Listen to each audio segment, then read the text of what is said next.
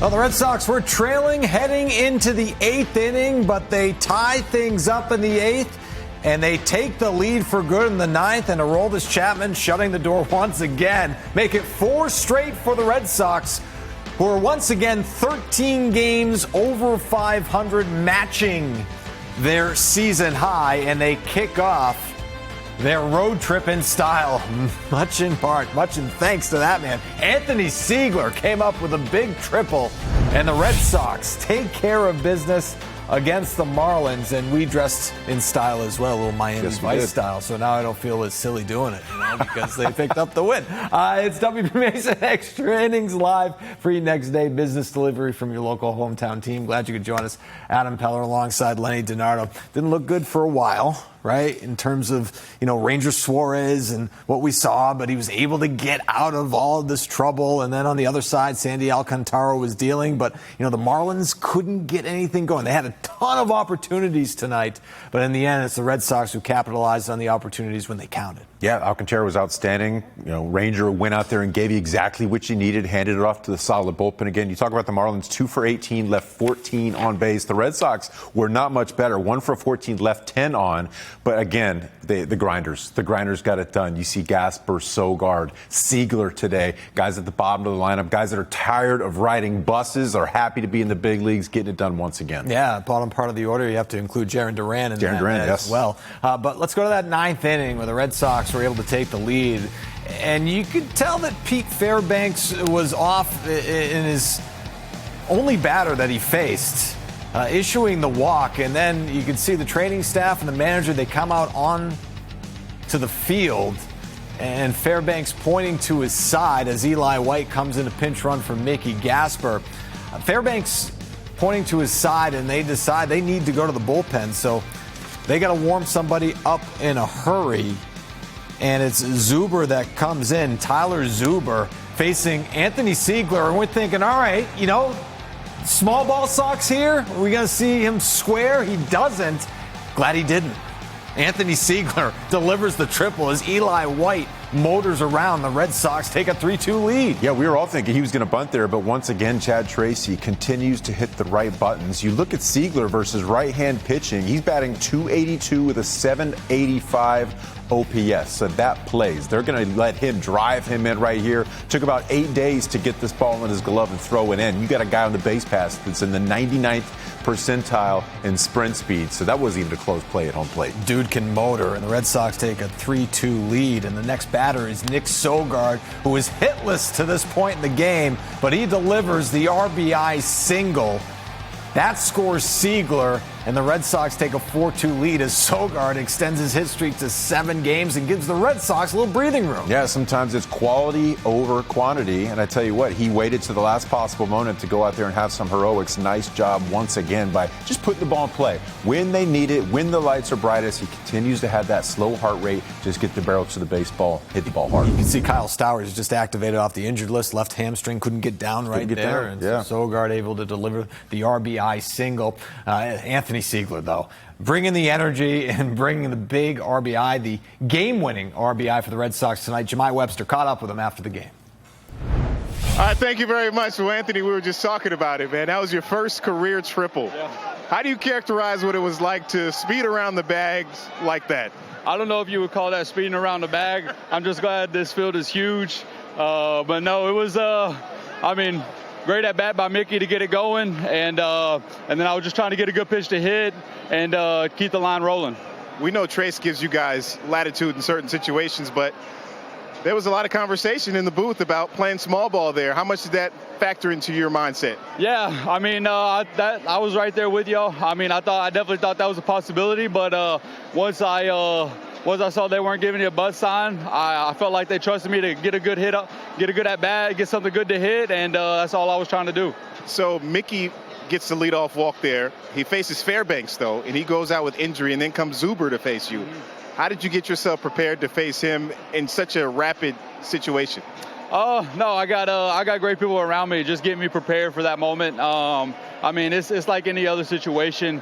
Just taking it pitch to pitch, slow everything down. I know it's kind of hectic, so that's really, you want to slow everything down, And like I said, I got great group of coaches and teammates around me to help me do that. And like I said, I was just trying to get a good at-bat together and then keep the line rolling.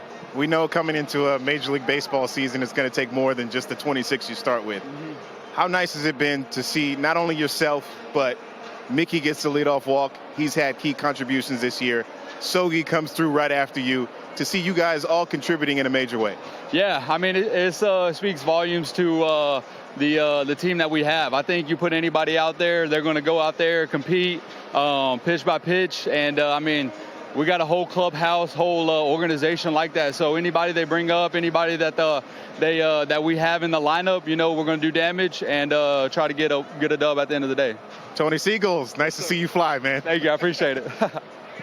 Oh, Jahmai dropping the Tony Seagulls right there. Watching him fly. Good stuff, Jahmai Webster. Speaking of watching it fly, as we go to the 8th inning and show you how the Red Sox tied the game, how about Wilyer Abreu? 109.9 miles per hour off the bat. That's a home run in 4 ballparks, including Fenway, but it's a double at Lone Depot Park, and that thing is roped. Yeah, that's a good slider on the inner third, too, going to get that pitch right on the black, keeps the hands inside. But I tell you what, you look at this slide, that's incredible, evading the tag and then holding on to it just barely by a couple fingers right there. So you're thinking that, you know, Contreras, who's had a, you know, rough day at the plate to this point, might come through with an RBI. Instead, he gets hit by the pitch again. And so he continues to get beat up. 22nd time of the season he's gotten drilled. And so Contreras gets hit by the pitch, and you got runners at first and third now. And Caleb Durbin, and you heard, you know, Lou talking about this in the broadcast, squaring to bunt, you know, maybe throwing Eknes a little bit off there, and he uncorks the wild pitch, and the run comes in to score. We got a tie game.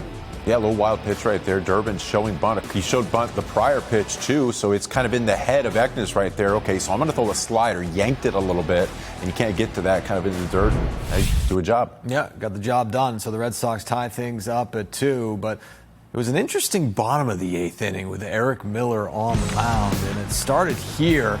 Jarren Duran, routine play, but it clangs off of his glove.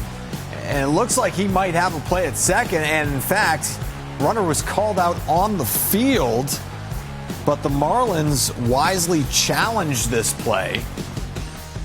And you can see after the Duran bobble that Siegler doesn't quite get the tag on before Jimenez gets to the bag. And so just like that, the Marlins with a runner in scoring position. Another look. It was close. It's another really good slide. He kind of kept his hands wide. He knew he was going to come right through the middle of the bag. And then Otto Lopez. This is a nice play, by the way, by Eric Miller, but Lopez, with the speed, beats it out. And so the big man having to make a play off the mound, but he can't. And so we got runners in the corners. And then right here, I mean, fielding his position very nicely, Lenny.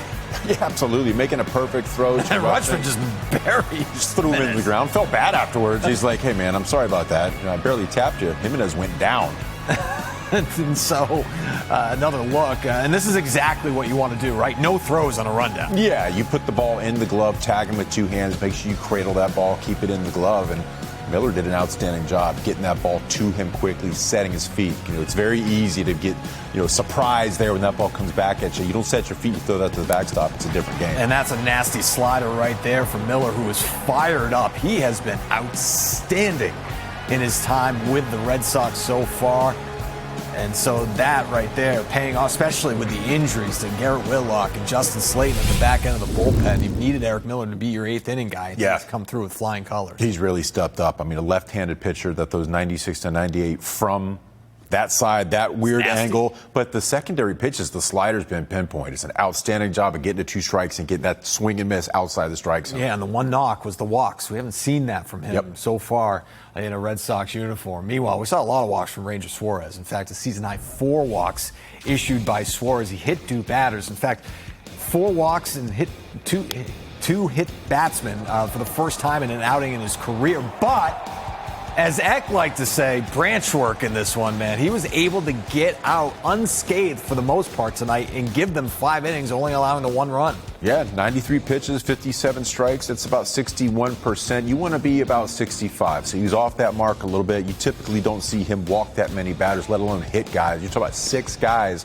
putting on base without hitting a baseball. So, you know what? He's going to have to be very careful. Did himself a favor right there, getting a ball right up the middle, going and turning. Typically, you're going to go get that if you're a pitcher and just run it to first base, right, and you got 2 people in scoring position. But instead, he went out and got that throw to second base. And now he's using his defense, pitching to contact and getting out of innings. Did that so many times today, just making pitches when he needed, whether it's that double play, fielding his position, or getting that key strikeout. Yeah, certainly confident fielding his position, making that play to second base right there. And so Ranger Suarez gives them 5 innings, allows the 1 run. And the Red Sox end up coming back to win once again as we bring you Display of Power presented by your New England Chevy dealers. Together, let's drive. How about Mickey Gasper again? Thought he got this one. By the way, Sandy Alcantara was very good tonight, as expected, but Gasper getting to him right here, and you can see the wheels on Jarren Duran scoring all the way from first, and Gasper picks up the RBI. He got on base 4 times tonight.